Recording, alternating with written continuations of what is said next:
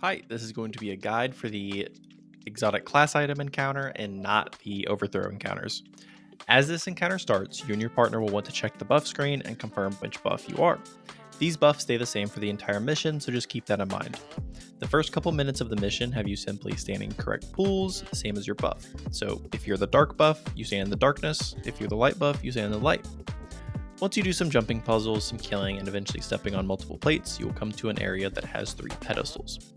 These will contain the 3 symbols you will have to shoot. These symbols are the same as Valid Disciple, so feel free to use a guide for those callouts. To proceed with this encounter, you must kill knights, wizards, or phalanxes, depending on which part of the encounter you are on, with your corresponding buff. If you have the light buff, you will be on the pedestal side, while the dark will be across the room from you. Once you pick up 2 to 4 motes, depending on how far in the encounter you are, the light buffed player will see the symbols on the pedestal, while the dark buffed player will see the ones floating as little relics. These relics are the ones that need to be shot, corresponding with what is on the pedestal. Once you shoot the same symbol as the ones on the pedestals, you complete that portion of the mission and you can move on to the next encounter. However, between this encounter and the next actual one, there are some jumping puzzles while you do have to stand in your plates once again. After traversing, you'll come to a bigger grassy room that constantly spawn adds. Over time, a Tormentor will spawn that will grant a player the Severing buff. Now, I'm not exactly sure what causes the Tormentors to spawn. It could be a time limit or it could be ads. I haven't completely figured that out yet, but just keep killing stuff until the Tormentor spawns. Now, you complete this encounter. The person with the Severing buff, so you get this buff by shooting the Tormentor, must shoot the relics which have the same lines as your partner. You can label these lines like a clock, or simply label them starting at 1 and rotating. Again, you must shoot the relic that share the line with you and your partner. So if you have the 1 o'clock connected, and so do they, you shoot that relic. Keep in mind, to get the Severing buff, you must kill the Tormentor. Whoever lands the killing blow, that's the person who's going to get the buff.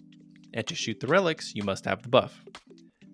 Once you get to the final boss room, you will be greeted by an Expector, or a Subjugator, whichever one you prefer to call it. This room operates on all 3 mechanics. Damage the first Expector until her first damage threshold is met. Once her first is met, you will play through the pedestal and relic mechanic. Just pay attention to your wizard with the corresponding buff, kill it, then proceed to shoot the correct relics. Once you damage the boss down to its third, it will lock itself in a cage while the other one spawns. Quick note, a nice easy way to see what your partner is seeing is to just share on Discord. Just share your screen and they can constantly look over if they have a second monitor to see what you're seeing. You simply rinse and repeat until both are in their cages. Then, to unlock them to start damage once again, you will be repeating the Tormentor or Severing mechanic. To do this, there will be 2 walls with the relic lines corresponding to the cage it's connected to. These are right next to the cages, so don't worry about looking for them, they're just the walls with the big lines.